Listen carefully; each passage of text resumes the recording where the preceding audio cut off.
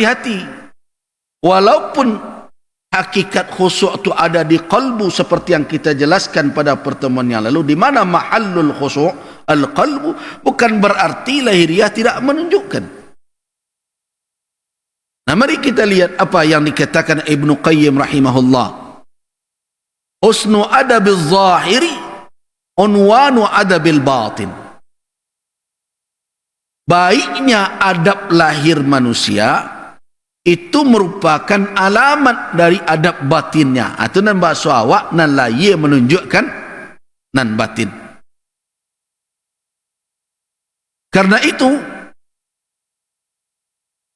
kekhusyukan secara batin mesti harus membias kepada lahiriah, baru dianggap khusyuknya itu utuh di dalam kalbunya. Jadi kalau ada orang mengecen khusyuk lahir batinnya saja, tapi lahir tak dikawalnya, itu tak khusyuk namanya. Cuma kalau hanya khusyuk lahir saja, batinnya tidak ada kekhusyukan itu sama sekali, itu dikatakan khusyuk nifaq. Kalau ada orang yang mengaku bahwa khusyuknya di batin saja, lahirnya tak perlu dikhusyukan, itu bukan khusyuk yang hakiki. Nah, jadi karena itu perlu kita ingat bahwa kekhusyukan secara lahiriah harus seiring sejak kekhusyukan di dalam batin manusia. Karena itu kalau ada seorang manusia tampak melakukan salat keliru di dalam sikap lahir, mungkin kalau itu sekali dua kali kita tolerir karena tidak sadar dia, tapi kalau sudah menjadi kebiasaan dia seperti itu, sudah sampai kepada membuat fasad salat dia, tugas kita mengingatkan. Jangan ada orang balasan, dia salahnya batinnya sedang jo Allah tu. Ada riwayat yang mengatakan bahawa para sahabat Nabi dari Ali bin Abi Talib, idza yadhkuruna Allah, apabila mereka berzikir mengingat Allah, yatamayalun, mereka condong-condong seperti asjar, seperti pohon kayu yang ditiup angin.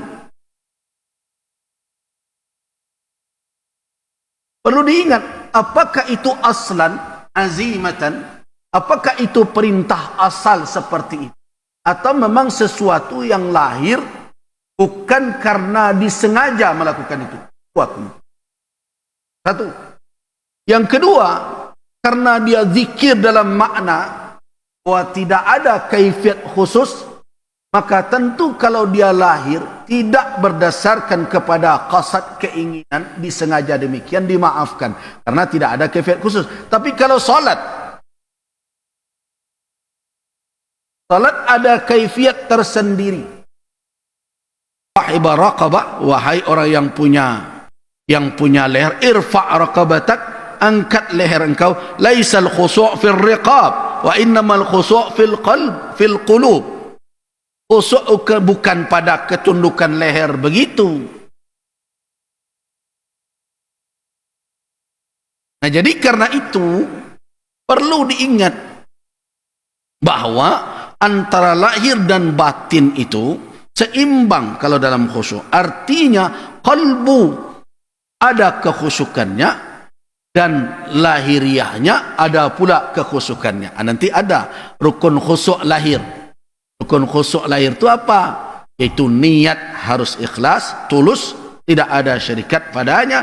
Kemudian bagaimana anggota tubuh harus tunduk kepada perintah dan larangan. Jadi jangan ada yang mengatakan khusyuk itu membuat anggota lahir kita lepas dari kendali petunjuk syariat. Tidak ada. Tidak begitu adanya. Nah, karena itu perlu diingatkan diri kita dan orang-orang yang berada di sekitar kita. Kalau mempertunjukkan tampilan khusyuk yang tidak dalam petunjuk syarak atau kadang berlebihan, apakah salah kita mengingatkan? Tidak. Para sahabat itu kerjaan mereka dahulu, di antaranya Itu makna tawasaw bil haq, tawasaw bis sabr. Ada orang yang berlebih-lebihan, yang berjalan bantu orang mati saja, letih, letoy. Ketika ditanya man haula, itu Ummul Mukminin Aisyah radhiyallahu anha bertanya, ya orang-orang itu. Kata mereka, qalu nussak, ubbad, itu orang ahli ibadah tuh, orang-orang taat, gitu ya. Kendek puasa taruhilah, lah bantu indak bersemangat saya itu.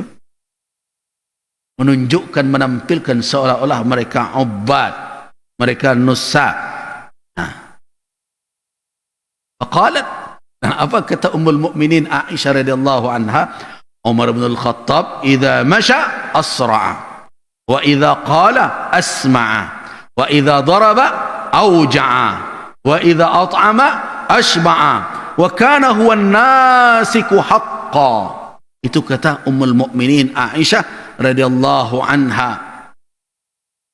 Mencari ada orang kadang karena ingin menampilkan begitu saleh, hati tergantung ya Allah sadonya, mengecek payah terdengar.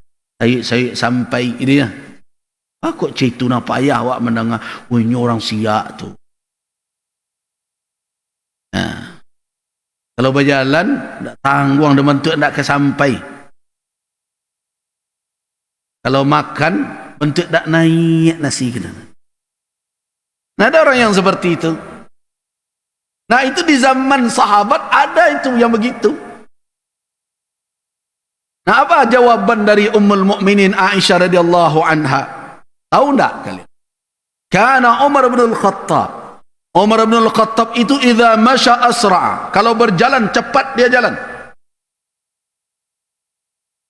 Idza qala, apabila bicara asma', pembicaraannya dia perdengarkan kepada orang. Jadi jangan dikatakan bahwa kelembutan itu sadonya menunjukkan bahwa orang itu siap. Umar apabila berbicara, idza qala asma'a, nyaring suaranya terdengar oleh orang, dia perdengarkan ucapannya kepada orang. Wa idza daraba, apabila memukul, auja'a, sakit orang dibuatnya, berkesan pukulannya. Wa idza at'ama, kalau dia makan, ashba'a, dia buat kenyang badannya. Kana huwan nasiku haqqan. Kalau melihat orang beribadah sebenarnya, dialah ahli ibadah yang sebenarnya. Tapi tidak serupa itu perangainya doh. Jadi disuruh lihat. Makanya ada yang bertanya, apakah orang khatib itu boleh mengeraskan suaranya sekeras-kerasnya? Nabi kalau berketubah kadang-kadang seperti komandan memperingatkan pasukannya. Itu memerah wajah beliau,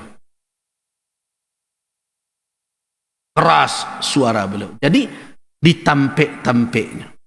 Jadi tidak ada di dalam petunjuk syariat bahwa ada sikap lahiriah yang tidak terkontrol dengan tuntunan syarak. Nah, di situ awak dapat tahu raso dan ada di dalam kalbu itu bukanlah sesuatu yang berpisah dengan sikap nan ado pada jasad. Jadi tidak benar ketika kita mentolerir orang mengatakan bahwa dia hadir bersama Allah, tapi perangainya hadir bersama syaitan. Tidak benar itu.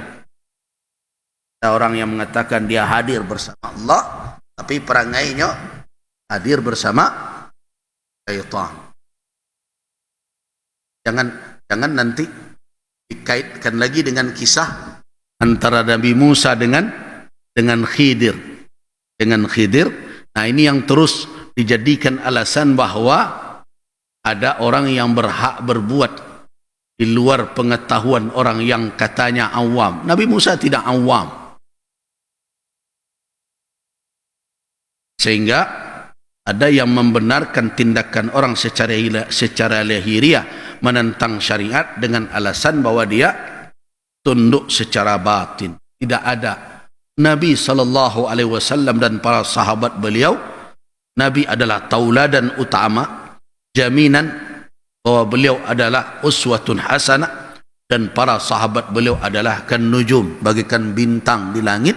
Siapa saja yang meniru apa yang mereka amalkan berdasarkan petunjuk Rasul sallallahu alaihi wasallam, jelas mereka akan mendapatkan, orang yang meniru akan mendapatkan hidayah dari petunjuk mereka itu.